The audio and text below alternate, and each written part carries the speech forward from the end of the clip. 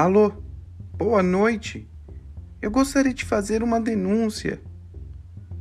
Boa noite, tudo bem? Diga lá. Eu deixei meu vô em um asilo em Belo Horizonte. Um pouco menos de um mês, ele morreu. Ah, ok, mas o que tem de paranormal nisso? Bem, antes de morrer, ele jurava que via fantasmas no local. E meu avô nunca estava delirando. Disso eu tenho certeza. Eu vou enviar o endereço para vocês. Muito obrigado. Tenha um ótimo dia. Vocês estão no Enquanto Não Vejo, Não Acredito, o podcast especialista em desvendar mistérios e provar que o anormal é uma questão de ciência. Meu nome é Felipe. Eu e meu amigo, Danilo, somos especialistas em descobrir mistérios paranormais. Na realidade, a criatividade dele e a minha falsa testemunha nos levou até onde estamos hoje. Eu conheci Danilo enquanto trabalhava no telemarketing. Foi amizade à primeira vista. Ele, com aquele visual rústico, black power e sempre de roupa colada, chamava a atenção por onde passava. Das mulheres, claro, mas eu já sabia que eu e ele seríamos amigos. Na primeira semana mesmo, enquanto revezávamos ligações para ficar conversando por mais tempo, eu pegando no headset dele e ele no meu, ficávamos a maior parte do tempo batendo papo sobre diversos assuntos: futebol, mulheres, filmes, enfim. Para nós, homens, é sempre mais fácil fazer amizade. Parece que não queremos competir uns com os outros, só queremos dar risadas e nos divertir. Danilo sempre foi muito criativo. Já somos amigos há mais de 15 anos. Atualmente, cada um com 32 anos de idade. Sabemos que foi uma trajetória árdua até chegarmos onde chegamos. Logo de início, nos víamos todos os dias praticamente, por um ano, que foi o tempo que trabalhamos juntos. Porém, mesmo após nos separarmos do trabalho, tínhamos o costume de manter o contato. Praticamente toda sexta-feira íamos para um bar no meio do caminho entre as nossas casas para tomar uma juntos, ou jogar baralho e sinuca para nos divertir. Foram muitas disputas de truco e várias partidas de sinuca ao longo dos anos, e ele era muito bom, em especial na sinuca, provavelmente porque o taco dele era diferencial. Durante nossas conversas, era comum reclamarmos do trabalho, de que devíamos iniciar algum projeto juntos e pensar em algo que nós tivéssemos o mesmo interesse em comum. Danilo, depois de pensar por dias, chegou com um projeto para iniciarmos: o de escrever sobre histórias de terror. A princípio, eu não entendi muito bem, pois eu sabia que nós adorávamos sempre falar de filmes de terror, mas isso porque eu adorava. Já ele, apesar de gostar, sempre foi muito cético. Porém, ele viu nisso uma maneira de tentarmos mudar a nossa trajetória profissional. A seu pedido, eu aceitei e encarei o desafio como um hobby. Afinal, o importante era estar próximo dele, e eu até brinquei dizendo: "Você não vai se livrar tão fácil de mim, hein? Então se prepare, que agora eu vou ficar colado na sua bota, e se vacilar, até dormir de coxinha nós vamos."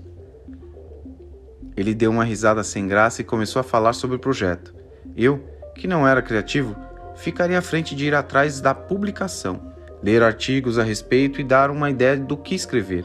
Ele, com toda a criatividade que ele tinha, seria a pessoa que iria escrever e juntar as peças de tudo que eu observava, para no final ele contar a história para mim.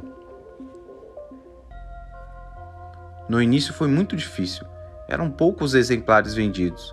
Porém, por conta de uma das histórias, acabamos ficando em evidência e começamos a vender uma quantidade razoável de material. Logo, partimos para a segunda fase, o de gerar conteúdo na internet. A ideia era bem simples. Passaríamos a visitar locais abandonados e faríamos vídeos desses locais, provando que não havia nada paranormal por onde passávamos. E, apesar de sempre escrevermos conteúdo sobre o tema, a ideia seria provar que nada disso não passava da nossa imaginação criativa. E deu muito certo, pois as pessoas começaram a comprar nossas histórias e assistir nossos vídeos. Daí em diante, começamos a ter uma legião de fãs que não acreditavam no paranormal, pois sabiam que para tudo teria uma explicação.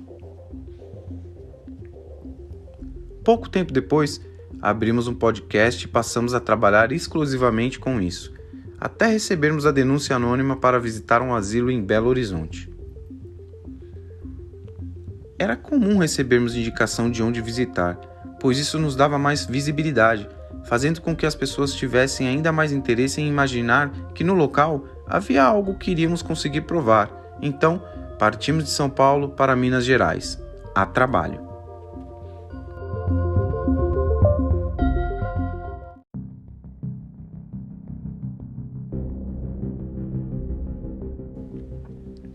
Assim que chegamos, ficamos a princípio em um hotel 5 estrelas, quarto impecável com uma cama de casal. Danilo não gostou muito, disse que a nossa equipe deveria ter ficado atento com os detalhes, mas eu não me importei, afinal, broderagem devia ser comum entre amigos, mas ele acabou ficando no quarto do lado, dizendo que precisava se concentrar, e eu entendi. Já estava imaginando que ele estava botando a cabeça para pensar, pois, apesar de sempre visitarmos os locais, era possível aproveitar para usar a criatividade em mentir sobre muitos detalhes, para tornar a visita mais interessante, e eu ficava a cargo de confirmar ter visto tudo, mas não passava de uma mentira, falada e visual. Na manhã seguinte do dia que chegamos, tomamos um café reforçado. Foi a melhor berinjela flambada que botei na boca, além de um cappuccino divino. Eu adorava tomar café da manhã nos hotéis. Para mim, era uma das melhores partes da viagem. Danilo estava mais quieto. Ele sempre tinha esse comportamento, para deixar o clima tenso e no final, ele desvendar quaisquer mentiras que havia dito durante todo o vídeo. Passamos o dia separando os equipamentos e no início da noite partimos para o local de trabalho. Era um lugar muito bem ajeitado, grande, parecia mais uma mansão do que um estabelecimento e, assim que chegamos, fomos recepcionados por uma mulher linda, que foi muito simpática conosco. O nome dela era Alice e Danilo, danado que só, abriu o sorriso quando foi falar com ela. Ela nos apresentou o local e disse que era uma das poucas enfermeiras do asilo e, enquanto passeávamos pelo cômodo, realmente percebi que não havia muitas pessoas por lá, alguns poucos idosos e alguns dependentes químicos, também de idade avançada. Então, perguntei quando poderíamos começar a filmar e ela disse que de imediato, pois ela iria ficar no escritório e caso tivéssemos alguma dúvida, para nos chamar. Até cheguei a perguntar se ela tinha algum indício de ter visto algo paranormal no local, mas ela disse que não. Porém, informou que a maioria das vezes ficava dormindo, só levantava para atender algum chamado, e que era comum todos ficarem muito quietos durante a noite. Acho que velho gosta de dormir cedo mesmo, comentei. Danilo começou os preparativos. Ficamos no salão principal e começamos a gravar meia-noite em ponto. Era um ritual que tínhamos. Durante os primeiros 30 minutos foi tudo muito tranquilo. Uma senhora até apareceu de repente, no meio da gravação, pedindo para falarmos mais baixo, e acatamos o pedido. Tudo estava muito tranquilo. Danilo mentindo para as câmeras e eu acenando que tinha visto tudo, e seguíamos o nosso ritual de encerrar a gravação às 3:30 da manhã. Entretanto, não contávamos que as luzes iriam falhar, nos deixando no escuro por apenas 1 minuto e, ao abrirmos os olhos, darmos de cara com um salão infestado de velhos nus empilhados pelo canto do cômodo.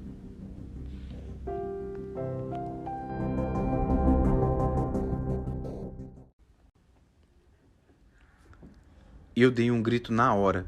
Peguei no pau de selfie do Danilo e virei a câmera para o local que estavam os corpos, a tempo de perceber que todos estavam decepados. Danilo ficou em choque, apavorado, com seus olhos jorrando lágrimas de medo. Ali eu vi que ele não queria morrer e que tinha se arrependido amargamente de suas mentiras. Porém, quem estava nos assistindo estava se divertindo, imaginando que estávamos apresentando o melhor programa com efeitos visuais ao vivo da história. Como não tínhamos mais que atuar, a coragem se dissipou facilmente, se transformando no maior medo possível da morte, acompanhado de um cheiro insuportável de sangue. Como haviam mais de 3 câmeras separadas no local, não me importei mais com as filmagens, pois nosso objetivo agora era sair de lá. Corremos até o escritório da enfermeira, que estava trancado. Batemos por mais de 3 vezes e conseguimos arrombar a porta. a tempo de observar que ela já não estava mais lá. Entretanto, haviam caixas e mais caixas espalhadas pelo local, aparentemente acumulando fotos e registros históricos do lugar. Ao tentarmos sair, observamos que a porta estava trancada. Até tentamos arrombar a porta fazendo força, eu na frente e Danilo empurrando nas minhas costas, mas nada aconteceu. A porta estava intacta. Ficamos por ali por aproximadamente 1 hora, mas o tempo não passava. Estava travado nas 3h30 da manhã. E eu comecei a observar Danilo, que estava com um pouco de medo, e percebi que ele estava envelhecendo. Não sei como isso era possível, mas ele estava ficando com pequenas marcas de cabelo branco. Isso era impossível. Há 2 minutos atrás ele estava normal. E ele, para piorar, disse o mesmo de mim, que eu estava com um rosto estranho. Enquanto estávamos torcendo para o pesadelo acabar, resolvemos abrir uma das caixas para procurar alguma resposta que pudesse nos fazer sair de lá. E, ao olharmos o que havia dentro, foi instantâneo. Danilo levantou um rosto com uma série de rugas no olhar, e eu me liguei que aquilo tinha alguma relação com medo. Eu estiquei a minha mão e ele botou aquela coisa grande nela. Era um retrato do local tirado há 1 ano atrás. Aquele lugar não era um asilo, era um colégio, e para piorar, aquela senhora que pediu para falarmos mais baixo também estava na foto. Contudo, era uma menina de apenas 12 anos. Foi possível ter certeza porque ela tinha uma mancha de nascença no rosto. Danilo começou a chorar, e eu pedi para ele parar, dizendo que aquilo ia ser ruim para ele, pois ele estava envelhecendo precocemente. Até eu perceber em uma outra foto que a enfermeira, até então jovem, estava mais idosa que uma senhora de 100 anos. Eu percebi na hora que aquilo era bruxaria, justamente por observar que o local estava rodeado de cruz, ao contrário, e imagens feitas com varetas. Eu abracei Danilo, aceitando que iríamos passar o resto de nossas vidas ali, até que as luzes falharam novamente e acordamos no hotel. Pelo menos Danilo acordou. Eu nunca mais acordei. Percebi que estávamos no hotel quando senti o tecido do cobertor na minha pele. Naquela hora eu já tinha entendido tudo. Eu estava cego, mas ainda assim gritava por Danilo.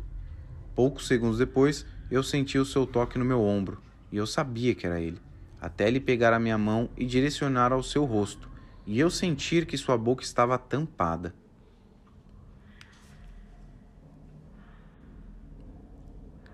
Um ano se passou depois desse evento. Ficamos milionários com esse episódio, e toda a indústria de entretenimento nos encarou como psicopatas por atenção, pois acharam que eu teria costurado a boca de Danilo e ele, os meus olhos, de uma maneira que nem cirurgia era possível resolver. Seguimos nossas vidas agradecendo o fato de ainda estarmos vivos, com uma lição de nunca mais mentir novamente e não levantar às 3h30 da manhã nem para tomar água. Agora, uma coisa nunca foi possível ser explicada, pelo menos entre eu e ele, pois Danilo escreveu tudo o que ele viu desse episódio e um de nossos colaboradores narrou para mim. Durante o encerramento do vídeo havia até agradecimento da nossa participação, mas no final, o que mais nos deixou aterrorizados foi o fato de ter imagens nossas até dentro do escritório, uma vez que não havia uma terceira pessoa segurando a câmera de filmagem.